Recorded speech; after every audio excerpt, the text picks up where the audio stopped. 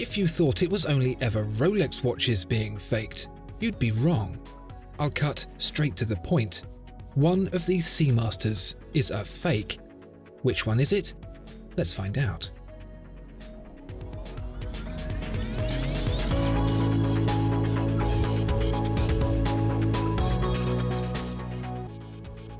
The Seamaster has been a mainstay of the Omega collection since it first splashed onto the scene in 1948. It's been imagined and reimagined multiple times so far in its near-century existence, most recently in 2018 with a new movement and the reintroduction of the wavy dial. This most new and shiny addition to the pages of the Seamaster anthology has been lauded by some and criticised by others. The in-house movement, a big favourite. The laser-cut waves and additional millimetre diameter, not so much. The ink is barely dry on the press material and subsequent reviews on this watch, but the biggest surprise isn't the new size, new dial or new movement, it's that there are fakes of it available already. And not cheap, spot it from a mile away fakes either. These are the kind that would have even the most stringent enthusiast in a bit of a sweat. We've seen high accuracy fakes before, but the Rolexes we see most frequently are, to be frank, less of a challenge to forge. Simple cases, closed casebacks, plain dials. There's not so much to get to grips with there, but with the Seamaster, it's a whole different ballgame. Twisted lugs, multiple finishes across the bracelet, scalloped bezel, and those aren't even the hard bits. Where the challenge really hots up is with the details. The blue ceramic bezel is finely layered with white paint, the dial laced with blue markers and skeletonized hands, the dial itself a single piece of ceramic etched with the wave motif and finished with a prominent sunburst. There's a lot to get to grips with here, and none of it has slipped the attention of the fakers. The fake even has the same green loom differentiating the minute hand from the blue of everything else, and would you believe it, the red ring warning you that you've left the helium escape valve open too. If you're thinking that's it, I can tell you right now that it's not. The clasp is identical, right down to the dive extension and fine adjustment mechanism. But the mechanism cloning that provides the biggest shock is the movement itself, the caliber 8800. Screw for screw, jewel for jewel, the 8800 has been fully replicated, right down to the black balance wheel and even the anti-shock spring locking down the capstone. Both get Omega's trademark radiating stripes and the funny little screw that holds down the rotor weight. Surprised? You should be. Concerned? It's hard not to be. The ability to accurately replicate a high-precision object with technology has clearly come on leaps and bounds in recent years, to the point where a watch as recent as this can already be competing not just with Rolexes and Breitlings, but with itself as well. It's certainly hard to tell the difference between the two, the fake being so close.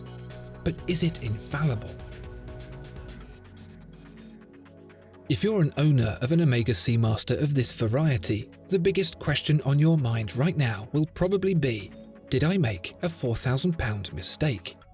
Given how accurate this fake watch is, it makes you wonder how its genuine cousin can cost 10 times as much, money that's coming from your bank account that may not have needed to.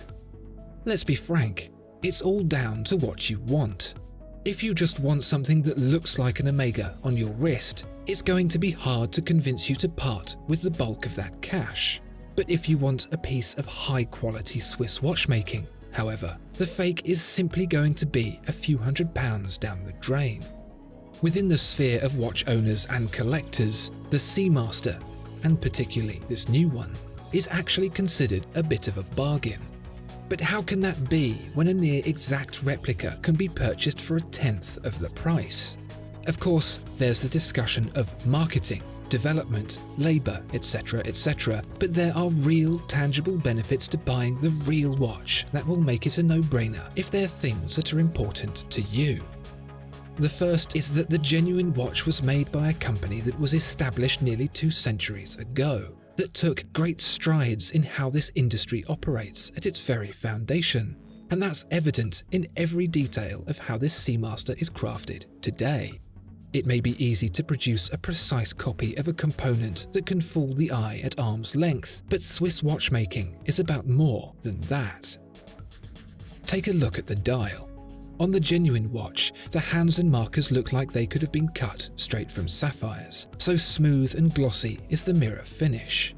Compare the fake, and its finish is uneven, the components themselves bearing the hallmarks of the machine that made them. The same goes for the print, the application of the loom, waves etched into the dial. The fake gets some of the way, but the genuine, and here's the bit you pay for, goes much, much further. If you're thinking to yourself, that's such a tiny difference, why would I care about that? Then that answers the question, really. If you see the difference in terms of skill, workmanship, and tradition, the craft of a trade handed down through generations that requires decades to master, then you'll see why the Seamaster is considered such good value. And if you're on the fence, well, let me show you the movement. It's not so obvious, but the fake watch is a little thicker than the genuine, and that's down to one simple little trick. This movement isn't a full replica of the original, not at all. Even for the people making fakes, there are costs that become too prohibitive to spend. No, in order to make a movement that looks identical to the caliber 8800, the fakers have taken an existing movement and dressed it up to look like the genuine. The real movement lies underneath the fake, but even the dressing can't hold a candle to Omega's finishing. As for the coaxial escapement, silicon hairspring, METAS chronometer certification, and anti-magnetism to 15,000 Gauss, you can forget about that. With the accuracy that's been achieved with this watch and others, there's a compelling argument to buy a fake over a genuine. Or at least, there's a compelling argument to convince yourself to cut corners. But if you love the brand, love its history, the journey it took to being the Omega we know and admire today, and you want to celebrate that, given how believable the fake looks, it's only yourself that you need to convince. Never mind the difference in quality, originality, development, heritage. Can you really be happy knowing that you didn't get what you wanted all along? I'm interested to know what you all think. Are you happy to wear a fake, or do you prefer to know you have the real deal? Do you think the brands are asking too much money, or do the fakes fall miles short of the reality of genuine ownership? Let us know in the comments below.